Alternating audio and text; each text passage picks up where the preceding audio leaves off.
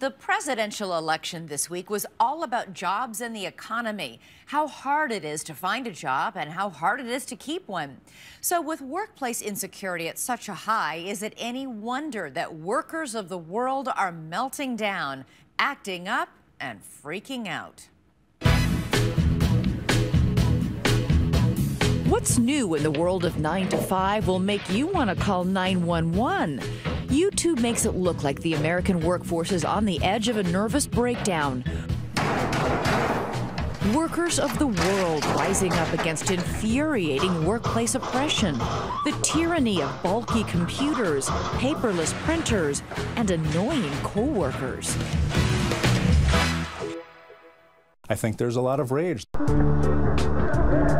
Now, many of these videos are fake. Some are clever viral marketing campaigns. This is really an ad for office chairs.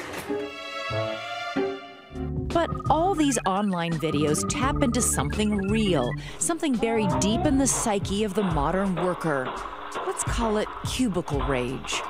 Organizational psychologist Ben Datner says white collar, blue collar, everyone's hot under the collar. What is it all about? The rewards of economic gains have gone, as we all know, to fewer rather than more people in society in general. And when people perceive inequity, they're likely to feel angry and they're likely to want to take retributive steps. He means revenge. And you've been on the receiving end of that if you've ever walked into the middle of an office worker's bad day. And it can be even worse for those who have to deal with the public, especially in the pressure cooker of fast food. This fried chicken restaurant worker is a hit online. But the most appalling example comes from Iowa. A pizza delivery turns ugly when the customer fails to tip the driver. He comes back and turns her front door into a urinal.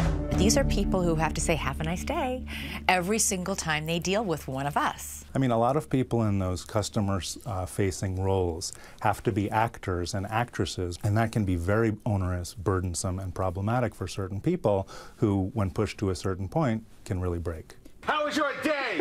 Dave Heiner worked in a well-known video game chain store in New York. A coworker captured his state of mind the day after Christmas 2009. You know, my anger was, frustration was building through the day. I was trying to be very polite to the people as they came and went. And pretty much as soon as we locked the door, the switch went off and I just lost it. Heiner says he was joking, sort of, but he says he truly had it with the customers and his manager.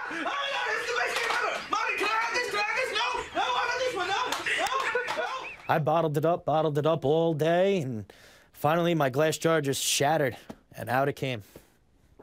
You know, and I don't regret it for a second. Heiner says that on-camera meltdown was nothing compared to what came soon after, when the boss wanted to write him up for slow sales. I said, "I'm not signing this, and I've had enough of your company, and if you're gonna think, if you, at the end of the day, are gonna fire me, I'm just gonna quit and save myself the trouble."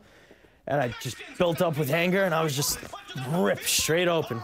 I pretty much just ripped my shirt in half. I was like, "I'm done with your company." I ripped it straight down the middle, just boom. I said, "This is what I think of you guys." Took it off. I said, "You can take a job," shove it, threw it in his face, walked right out the door. And when it comes to some deliverymen who are supposed to bring things to your door, everything is airmail. A delivery worker venting on YouTube that stress can lead to this kind of destruction. Eventually, I had to become that person. I had to become the person to just completely destroy stuff. Destruction and drama. It happens as easily in the boardroom as it does in the break room. Take it from one of the stars of the business reality show Shark Tank, billionaire Mark Cuban. I had a partner who was the exact opposite of me, which worked well 99% of the time. But there were times when we'd have close the door behind us sometimes and just have knockdown, drag-out, screaming matches because we disagreed about how to do business. But why is it that grown adults can act like children in the office? The workplace is a powerful social situation, so we come to react to each other as if we were pseudo-siblings, as if our boss was a pseudo-parent. The workplace can be a big happy family, or the workplace can be a big dysfunctional family. When your office is a classroom, it's inevitable that your colleagues are going to act like children, but sometimes it is the grown-up in the room with issues. Modesto High, California. The class, Algebra 2. The problem, anger management. I just saw you sitting there pulling it off. And the bad behavior isn't limited to all these videos on YouTube.